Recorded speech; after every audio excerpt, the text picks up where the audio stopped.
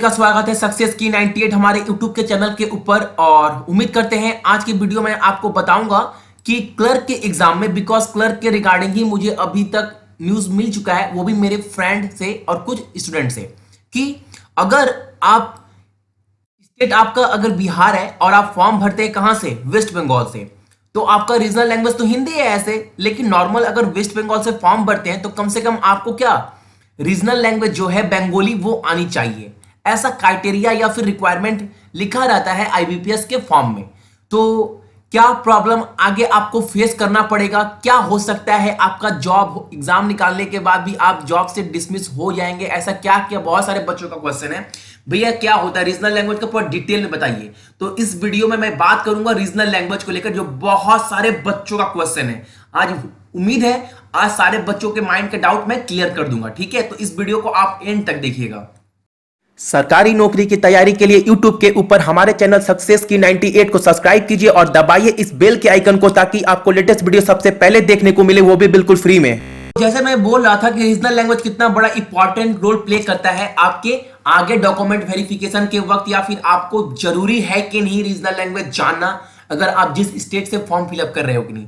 अब मैंने पीओ के बारे में क्यों नहीं लिखा, पीओ के बारे में मैंने क्यों नहीं बताया, वो इसलिए क्योंकि जितने भी मेरे फ्रेंड है या जिनका भी जॉब पीओ में हुआ है, मैंने अक्सर देखा है अगर वो बिहार से फॉर्म फिलअप किए हैं तो उनका जो डॉक्यूमेंट वेरिफिकेशन है वो बिहार में ही हुआ है, उनका सिलेक्शन, तो उनको वहां का रीजनल लैंग्वेज उनको पता है।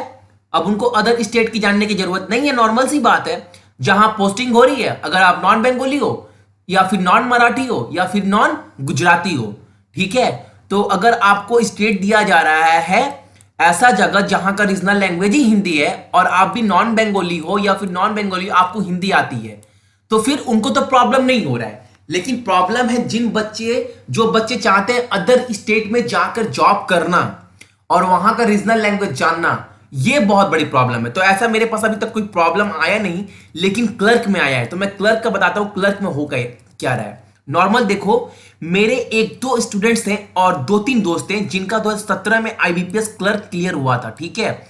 उनका कुछ दिन पहले उनका डॉक्यूमेंट वेरिफिकेशन हुआ। नॉर्मल आपका प्रोसेस क्या है, पहले आपका क्या होगा, देखो पहले आपका प्री एग्जाम होगा, प्री एग्जाम होने के बाद मेंस का एग्जाम होगा, उसके बाद डायरेक्ट क्या होता है आपको पता है ना, इंटरव्यू है ना जीडी है क्लर्क के एग्जाम में, ठीक है। अब आपका क्या होगा इसके बाद, अगर आपका प्री निकल गया, मेंस निकल गया, उसके बाद आपका होगा डॉक्यूमेंट वेरिफिकेशन। यानी यहां पर आपका जो भी डॉक्यूमेंट्स वगैरह है रिजल्ट के रिगार्डिंग या फिर आपका वोटर कार्ड, आधार कार्ड जो भी है, वो डॉक्यूमेंट्स वेरीफाइड होने के बाद उस वक्त क्या किया जाएगा, आपका रीजनल लैंग्वेज टेस्ट भी होगा। अब इस टेस्ट कितना बड़ा इशू है, ये सबसे बड़ा प्रॉब्लम है। नॉर्मल देखो, मेरा जो दोस्त है वो बिहार से है और एक दो स्टूडेंट जो है वो वेस्ट बंगाल से ही है, लेकिन वो नॉन बंगाली है। और आप सभी को पता है जो वेस्ट बंगाल का रीजनल लैंग्वेज है वो बंगाली है, तो उनको थोड़ी तो प्रॉब्लम हो रही है। उनको बोलने तो आती है, लेकिन उनको लिखने या पढ़ने उतने अच्छे से नहीं आ रहा था, सारे बच्चों को जो भी मेरे अंडर में थे। अब नॉर्मल देखो हो क्या रहा था, जब मुझे भी डर लग रहा था कि उनके साथ क्या होगा क्या नहीं होगा, लेकिन जब वो डॉक्यूमेंट वेरिफिकेशन के बाद आए तो उन्होंने पूरे सारे बच्चे का एक ही रिप्लाई था, भैया कुछ बच्चों के पास लैपटॉप था, लैपटॉप के ऊपर एक ए से लिखा गया था बंगाली में, और कुछ बच्चों को सीट दिया गया था उसमें लिखा गया था ए से। आपको नॉर्मल क्या करना है, उस ए से को टाइप करना है, मतलब क्या लिखना है देखकर।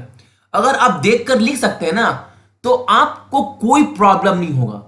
अब नॉर्मल सी बात समझने वाली यह है कि अगर अब जिन बच्चों को, अगर किसी भी बच्चों को आउट ऑफ 100 20% भी रीजनल लैंग्वेज आ रहा है ना, जिस स्टेट से वो फॉर्म फिलअप कर रहे हैं, उनको कोई रोक नहीं सकता। जरूरी नहीं कि आपको आउट ऑफ 100 पूरा का पूरा आना चाहिए, ऐसा बिल्कुल नहीं है।